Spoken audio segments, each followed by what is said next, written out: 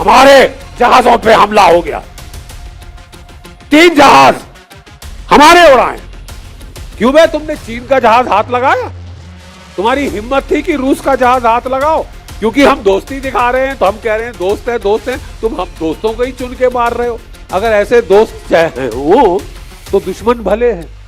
Ayatollah Khomeini साहब को मार डाला, 80 साल की उनकी बेचारी बेगम को मार डाला तुमने, उनके बेटे, उनकी बेटी, उनकी बहू को मार डाला। मेरी भी बहू यहां बैठी है, इसका लड़ाई से क्या सरोकार?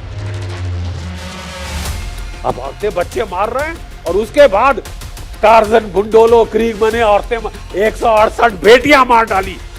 अबे लानत है तुम पे, चुल्लू भर पानी में जाके डूब के मर जाओ। जब इस लड़ाई का नतीजा आएगा आप हैरान रह जाएंगे। ईरान हावी होगा। कर लो जितने मर्जी तुम दावे कर लो कि हमने 80% उड़ा दिए ईरान के मिसाइल। वो CIA ने बोल दिया आज की 30% ठोके हैं साहब, 70% उनके पास हैं। गलतफहमी में मत रहना। मैं आज आपको इस जंग के कुछ जो नुक्ते हैं वो समझाना चाहता हूं एक फौजी अफसर के तौर पे। ठीक है साहब, जब ये लड़ाई शुरू हुई मैंने किस बुनियाद पे कहा कि अमेरिका नहीं जीत सकता?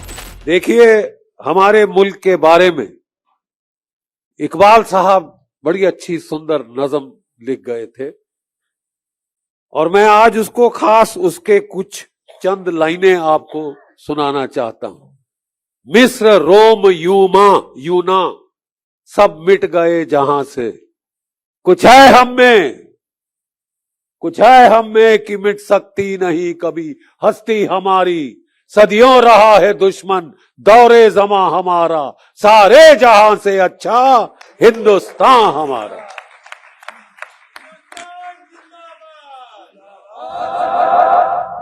और कुछ ऐसी ही तारीख है हमारे हमसाया, हमारे पड़ोसी मुल्क ईरान की। जितने सितम हम पे हुए हैं उतने ही इनके ऊपर हुए, एक के बाद इनके ऊपर भी हमले हुए।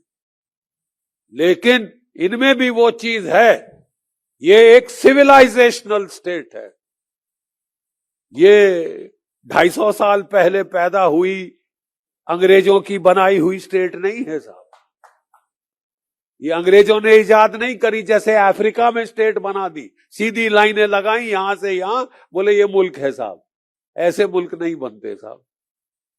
सिविलाइजेशनल स्टेट, 6000 साल से ज्यादा पुरानी ये मुल्क है, ये तहजीब है, ये वे ऑफ लाइफ है। जब ये लड़ाई शुरू हुई, मैं टीवी पे जाता हूं, मैं मिलिट्री कमेंटेटर हूं, 37 साल में लड़ा हूं हिंदुस्तान की फौज में, और फौजी अफसर तो बहुत हैं लेकिन बहुत कम कह सकते हैं कि मैं लगातार लड़ता रहा हूं साहब। 71 के युद्ध में हमको पहले झोंका गया था, 1 महीना पहले लड़ाई के हमको कमीशन दी। उस वक्त हमारी उम्रें थी डॉक्टर साहब 19 साल, 20 साल, 21 साल। मेरा एक साथी सेकंड लेफ्टिनेंट अरुण खेत्रपाल, परम वीर चक्र, 21 वर्ष की आयु पे शहीद हो गया लड़ाई के मैदान जंग में। 5 दुश्मन के टैंक बर्बाद किए। जब तीसरा टैंक बर्बाद किया, उसके टैंक को आग लग गई, दुश्मन का गोला उस पे फटा, आग लग गई, खून आना शुरू हो गया। उसको बोला, अरुण तू टैंक खाली कर दे, तू मर जाएगा, खाली कर टैंक, छोड़ दे टैंक। आग लग रही है, टैंक के अंदर 40 राउंड होते हैं, एक राउंड मेरे से आधा इतना यहां तक होता है, वो फटे आपके चीथड़े 200-300 गज से नहीं मिलेंगे साहब। तो वो पता क्या बोला, खून पहुंच के बोला, मेरे टैंक की गन चल रही है, टैंक में आग लग गई तो क्या हुआ, मैं नहीं छोड़ूंगा इस दुश्मन को। लड़ता रहा, 2 और टैंक बर्बाद किए और 21 वर्ष की आयु की उम्र पे वो शहादत कबूल कर गया। अगर आज वो जिंदा होता मेरी तरह तकरीबन 77 साल का होता, लेकिन वो हमेशा 21 रहेगा। वो हमेशा 21 रहेगा जिस उम्र पे उसने कुर्बानी दे दी अपने मुल्क के लिए, अपने लोगों के लिए। ठीक है साहब, ये एक शहादत की जो ट्रेडिशन है, ये ईरान में बहुत तगड़ी, शिया समुदाय में बहुत तगड़ी शहादत की एक ट्रेडिशन, एक परंपरा, ठीक है, एक सिलसिला। और मैं बताना चाहता हूं कि जब यह लड़ाई शुरू हुई तो मुझसे बोला गया, जनरल साहब आपने 37 साल झक मारी है फौज में, आप बताइए कौन जीतेगा। सीधा सवाल मिलिट्री एनालिस्ट से, 37 साल आप लड़े हैं, 5 मैदाने जंग आपने देखे हैं। मैं लड़ा 71 में, मैं लड़ा पंजाब में, मैं कारगिल में लड़ा, फिर जाके किश्तवाड़ में 3 साल लड़ा, फिर रजौरी पुंछ में लड़ा, एक के बाद एक के बाद एक मैं लड़ता ही रहा। ठीक है साहब, फौज से लड़ाई से फुर्सत नहीं मिली। अब खुशकिस्मत हैं वो लोग जो कि कह सकते हैं कि मैं सुकून चैन में रहा, बच्चों के साथ रहा, बेगम साहिबा मेरी अकेले बच्चों को पाल रही थी, यहां बैठे हैं मेरे बेटे साहबजादे, ठीक है, और मेरी बहू जो भी एक फौजी की बेटी है। ठीक है, तो मैंने कहा साहब जब इस लड़ाई का नतीजा आएगा आप हैरान रह जाएंगे। गौर फरमाएं, जब इस लड़ाई का नतीजा आएगा आप हैरान रह जाएंगे, ईरान भावी होगा। और ये मैंने कहा था साहब आज से 107 दिन पहले, आज मैंने 107 दिन पहले ये मैंने कह दिया था।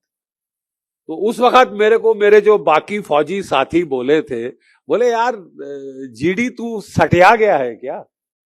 कहा अमेरिका सुपर पावर, साथ में इजराइल, उसके पास भी न्यूक्लियर हथियार, रीजनल सुपर पावर। ईरान बेचारे 48 साल से इनके ऊपर सैंक्शन लगा रखी है, इनकी इकोनॉमी तबाह करने की हर कोशिश की गई ताकि लोग वहां पे, जिसको वो कहते हैं ना हंगर लीड्स टू एंगर, जब भूख हो तो गुस्सा आता है, और उस गुस्से को हार्वेस्ट किया जाए ताकि वहां की सरकार का तख्ता पलट किया जाए। साजिश, ये साजिश की जा रही 48 साल से चल रही, लेकिन दाद देना पड़ेगा इस मुल्क को साहब। आपको कदर करनी पड़ेगी इनकी जो शहादत, जो कुर्बानी जो इन्होंने दी है, और इनकी शहादत कुर्बानी की वजह से जो थर्ड वर्ल्ड की इज्जत है वो बरकरार रखी है साहब, इन्होंने वो बरकरार रखी है। और हमें फौज में अगर एक चीज की हम लोग हम बहुत कदर करते हैं, वो है हिम्मत की, वो है शुजात की।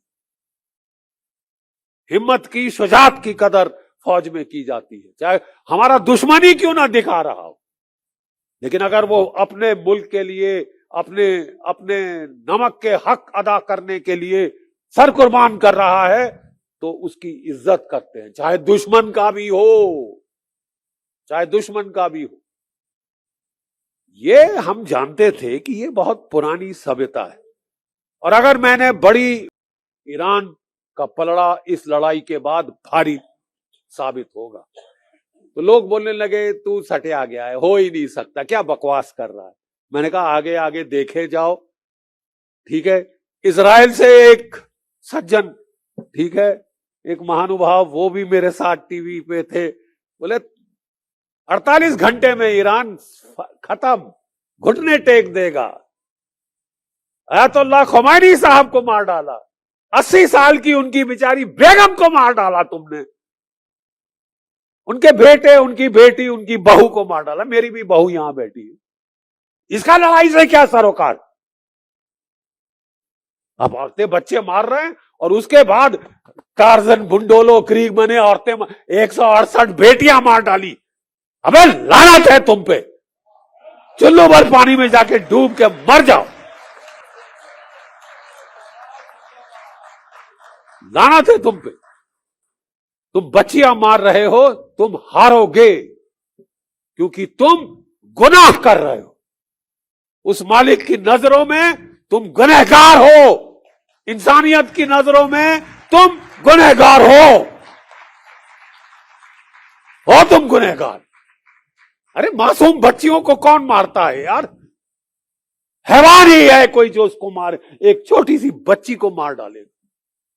तुमने एक नहीं मारी साहब, 168 मारी है मिनाज में, और वो तो एक जगह थी, वो तो एक जगह थी। मैं आज आपको इस जंग के कुछ जो नुक्ते हैं वो समझाना चाहता हूं एक फौजी अफसर के तौर पे। ठीक है साहब, जब ये लड़ाई शुरू हुई मैंने किस बुनियाद पे कहा कि अमेरिका नहीं जीत सकता? एक मैथमेटिकल इक्वेशन हमारे ना, ये देखिए यहां पे जीरो का इजाद हुआ था इस मुल्क में, यहां से ईरान गया, ईरान से अरब गया, अरब से यूरोप गया, और अमेरिका वगैरह, उन्होंने सारा मैथमेटिक्स हम लोगों से सीखा, सारा मैथमेटिक्स हम लोगों से सीखा। तो मैंने कहा साहब, जब अमेरिका ने इराक पे हमला किया था, इराक ईरान से 1/4 गुना छोटा है। इराक सपाट समतल रेगिस्तान है, वहां कहीं भी लेके टैंक लेके चढ़ जाओ। ईरान इराक से 4 गुना बड़ा है, नंबर 1। ठीक है साहब, ईरान इराक से 4 गुना ज्यादा बड़ा है, और पहाड़ ही पहाड़ हैं, एल्बर्स, ज़ाग्रोस, और जो समुद्र तट है हॉर्मुज के ऊपर, वो सारी चट्टाने हैं, रेत नहीं है साहब। वो चट्टान पे हमला करने बड़ी बड़ी फौज के फाख्ते उड़ जाए, और 48 साल से ये लोग तैयारी कर रहे हैं इस जंग की। 48 साल से ईरान के लोग इस जंग की तैयारी कर रहे हैं। वो कह रहे थे ना कि साहब ये सरजमी हम इसको रौंदते हैं साहब, टैंक रौंदते हैं। अरे ये सरजमी ही हम फौजियों को बचाती है, मालूम? हम खोदते हैं इसके अंदर टनल, ट्रेंचे, बंकर, और अंदर घुस जाते हैं, और जितने मर्जी B-52 B-2 बम्बर बम गिराए, अरे कख नहीं होता, कख नहीं हुआ है।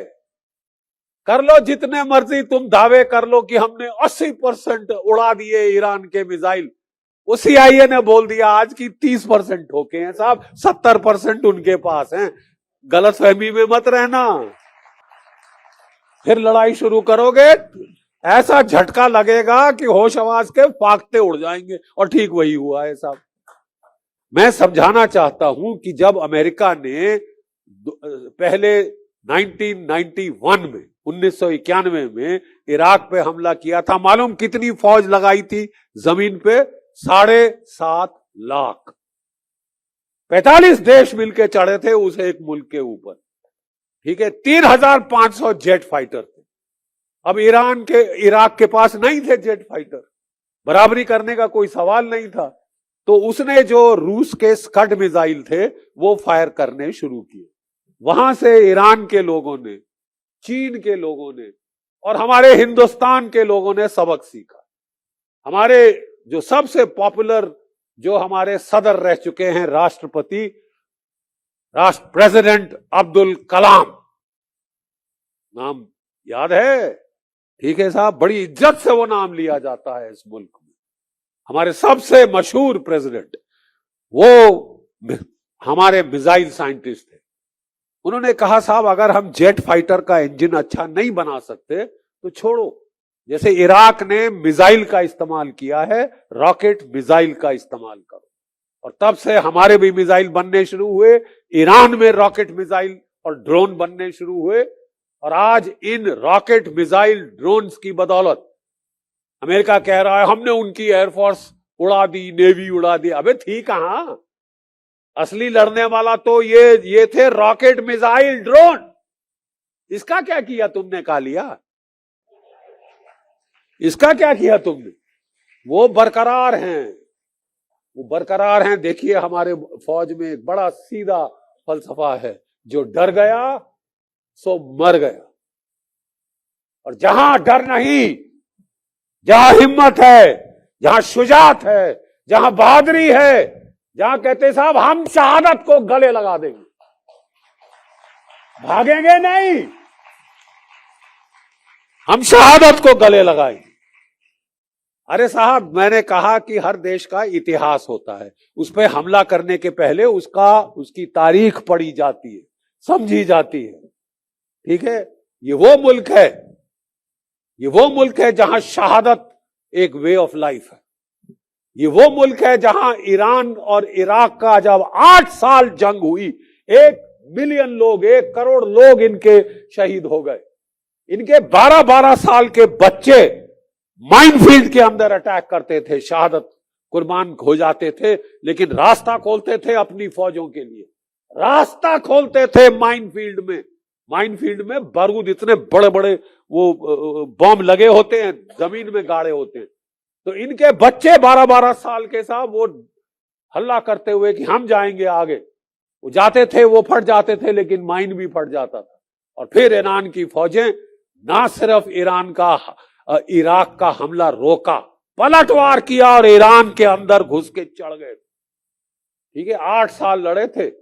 केमिकल वॉरफेयर हथियार इनके ऊपर इस्तेमाल हुए जो अमेरिका ने दिए थे, इराक ने खुद नहीं बनाए थे साहब, वो अमेरिका ने दिए थे कि मारो मारो ईरान के ऊपर मारो, हम तो लड़ नहीं सके, अब औरों के थ्रू मरवाएंगे। ठीक है साहब, जो मुल्क 8 साल वैसे लड़ गया, मैंने कहा यार कुछ है हम में कि मिट सकती नहीं कभी हस्ती हमारी। इस मुल्क की हस्ती नहीं मिटेगी जब तक लोग कुर्बानी शहादत देने को तैयार है, बच्चा बच्चा अपने मुल्क की इज्जत हिफाजत के लिए लड़ने को तैयार है, तो साहब वो मुल्क को हराना आसान नहीं होता, आसान नहीं होता।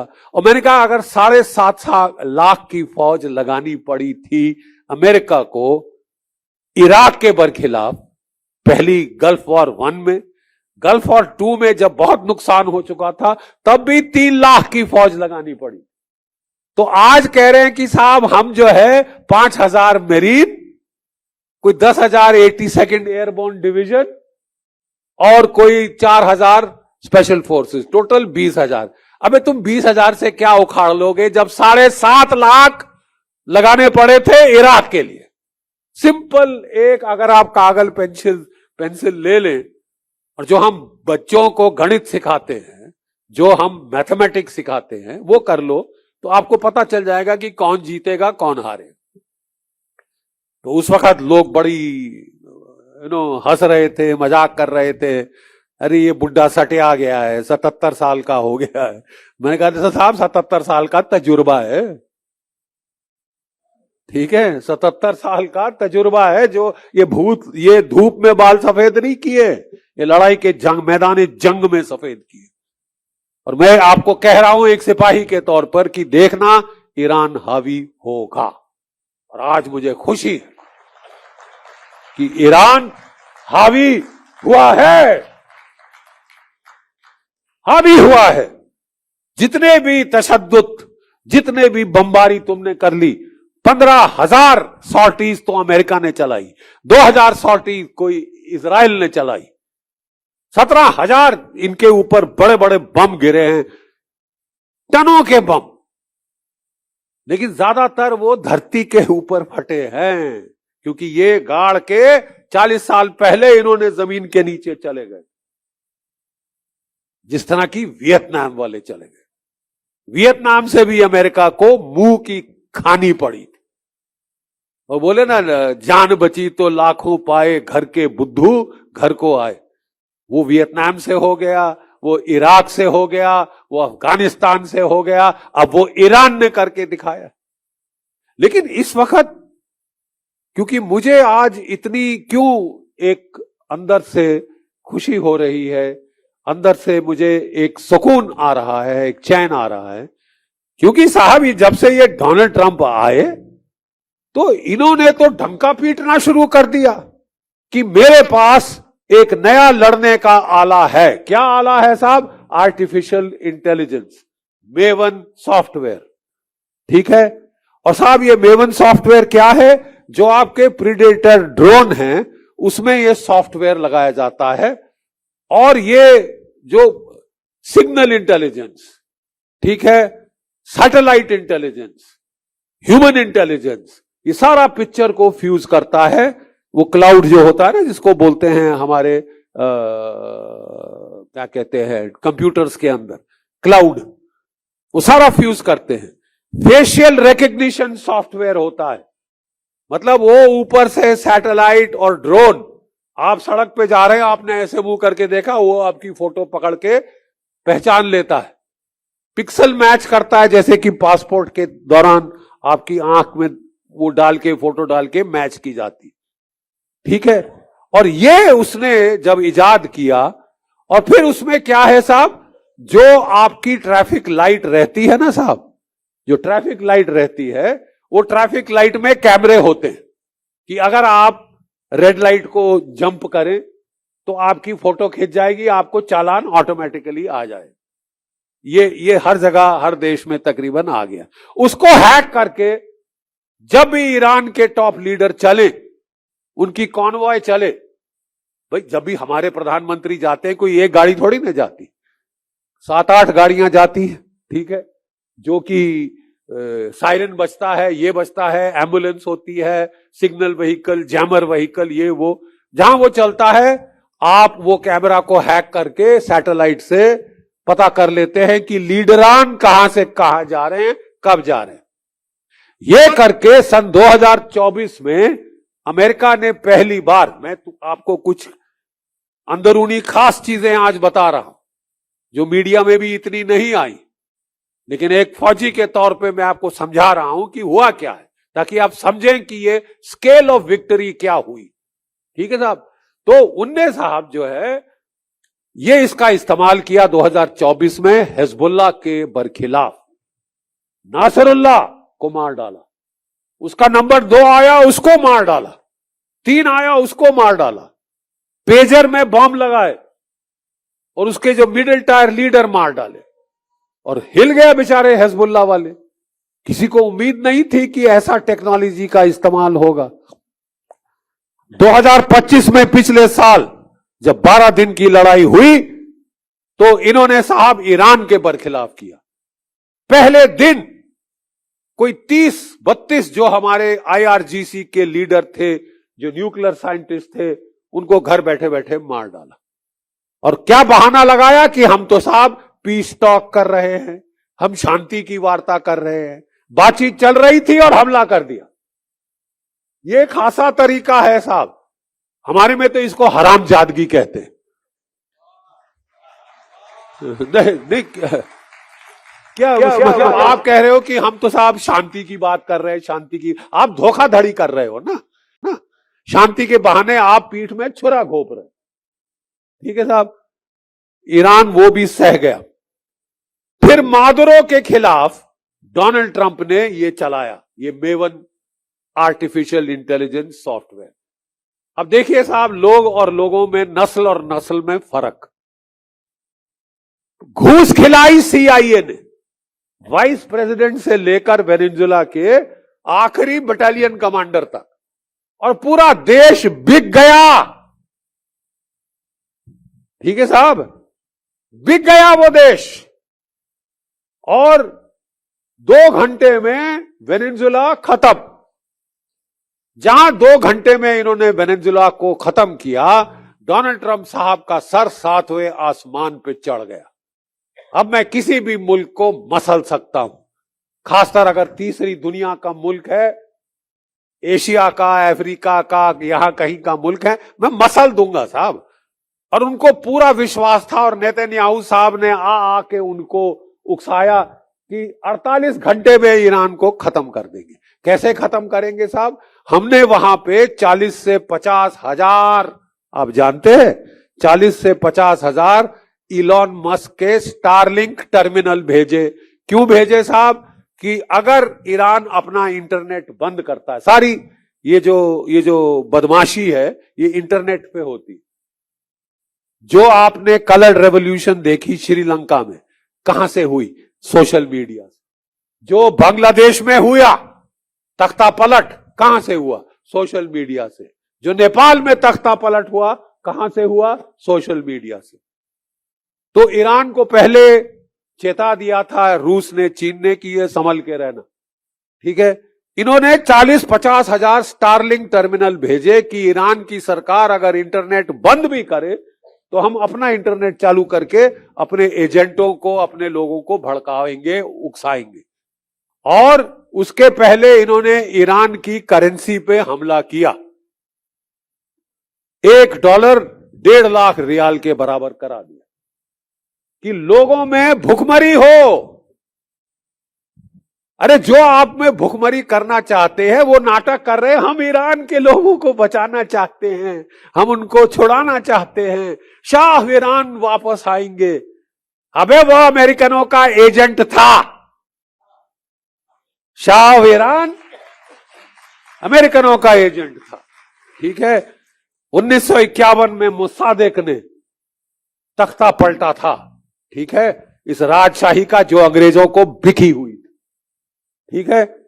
और उस वक्त एग्जैक्टली यही कहानी हुई। इतिहास दोहराता है अपने आप को जनाब, दोहराता है साइकिल्स में। उस वक्त भी तख्ता पलट किया मोसादेक का, इकोनॉमिक सैंक्शन लगाई और फौज से बगावत कराई।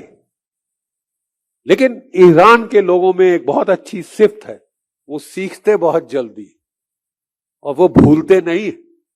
अब ईरान में एक फौज नहीं है साहब कि आर्मी हो, नेवी हो, एयरफोर्स है, वो तो है ही है। साथ में IRGC है, इस्लामिक रेवोल्यूशनरी गार्ड कोर, जो कि वफादार है सुप्रीम लीडर का। कि आप किसी और को खरीद भी ले तो एक ये है तबका, ठीक है। और उन्होंने यही चीज को दोहराने की कोशिश करी इस साल जनवरी में। और मोसाद का जो टॉप लीडर था और नेतन्याहू था, ये लोग गए अमेरिका, डोनाल्ड ट्रंप को बोला सब कुछ तैयार है, बगावत होगी साहब, ईरान में बगावत होगी, ईरान के लोगों का हजूम के हजूम सड़कों पे आएंगे और ये खत्म। 48 दिन में आप फतेह हासिल कर ली होगी वेनेजुला के बाद ईरान पे। और डोनाल्ड ट्रंप ने साहब डींगे हाँकनी शुरू करी, मैंने मसल दिया वेनेजुला को, 48 घंटे में ईरान के घुटने टिका दूंगा, फिर मैं ग्रीनलैंड को पकड़ूंगा, फिर मैं कनाडा को पकड़ूंगा। उसके बाद कहां आएंगे साहब? भारतवर्ष। नहीं, उसके बाद कहां आएंगे? ये कौन सा जमाना है? क्या ये कॉलोनियलिज्म का जमाना है? मेरे को वेनेजुला का तेल चाहिए, मेरे बाप का है, ये लो, ये मेरे पास है, और है उसके पास। ईरान का तेल मेरा है, मैं ले लूंगा। ग्रीनलैंड में रेयर अर्थ है, मुझे चाहिए, मैं ले लूंगा। कनाडा में यूरेनियम है, तेल है, मैं ले लूंगा।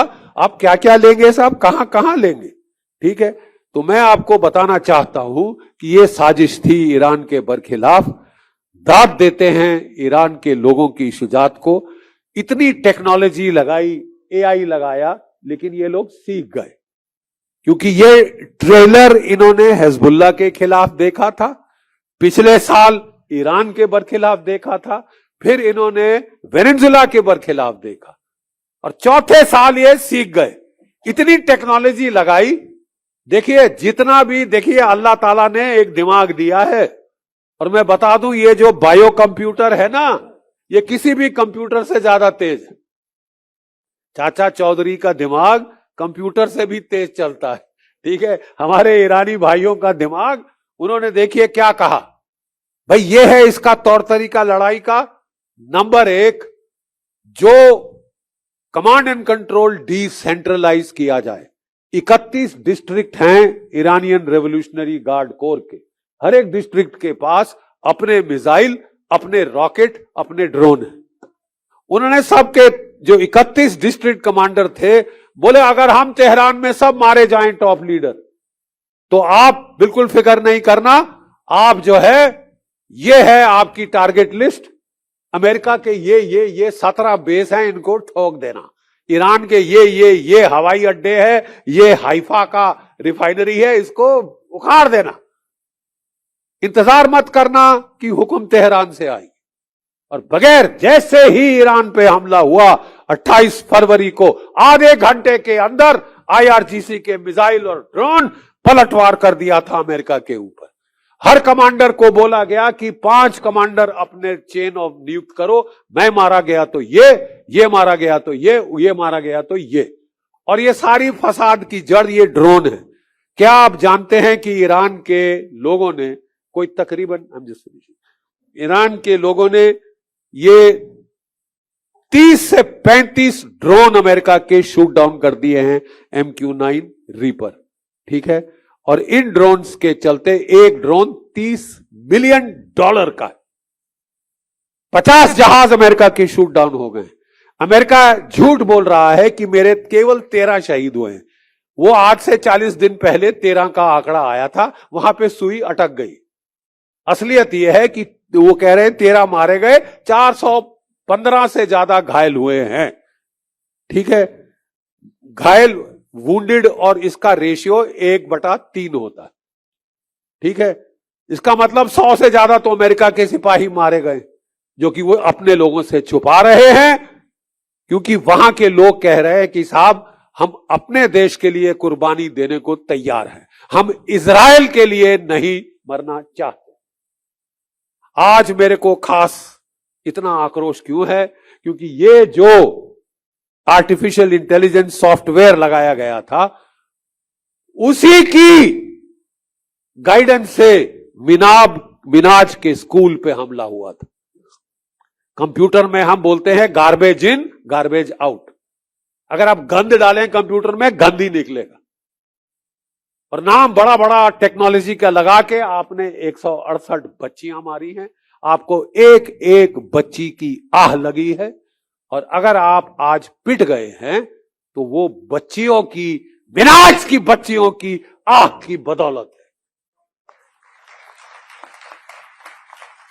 कुरान शरीफ में साफ लिखा है, एक भी मासूम का कत्ल पूरी दुनिया का कत्ल। एक भी मासूम का कत्ल पूरी दुनिया का कसम है। एक मासूम नहीं, 168 तो आपने मिनाज में ही मारे, और कितने मासूम मारे हैं वो हिसाब ऊपर होता है, वो हिसाब अब सामने आ रहा है। हमको बड़ा फख्र है कि एक थर्ड वर्ल्ड के देश ने हिम्मत दिखाई, शुजात दिखाई। उस वक्त सब सोच रहे थे यहां पे कि साहब ये ईरान टिक नहीं सकता, हमारा दोस्त गया तो भाई जो जीता वही सिकंदर, झुक जाओ उसके सामने, अमेरिका के सामने दंडवत कर दो। पाकिस्तान के मुल्ला आसिम मुनीर हर महीने एक बार डोनाल्ड ट्रंप के पास जूते चाटने पहुंच जाते हैं, तो हम भी लाइन लगाएं? हम नहीं लगाएंगे साहब, हम नहीं लाइन लगाएंगे। और लास्ट चीज मैं कहना चाहता हूं, अगर हम उस वक्त 28 फरवरी को जब मिनाज का हत्याकांड हुआ था तो चुप रहे, आज हमारे जहाजों पे हमला हो गया। 3 जहाज हमारे उड़ाए। क्यों बे, तुमने चीन का जहाज हाथ लगाया? तुम्हारी हिम्मत थी कि रूस का जहाज हाथ लगाओ? क्योंकि हम दोस्ती दिखा रहे हैं तो हम कह रहे हैं दोस्त है दोस्त है, तुम हम दोस्तों को ही चुन के मार रहे हो। अगर ऐसे दोस्त चाहे हो तो दुश्मन भले हैं, ऐसे दोस्त हो तो दुश्मन भले हैं। आज फिर एक बार मैं ईरान के लोगों की हिम्मत और शुजात को दाद देना चाहूंगा।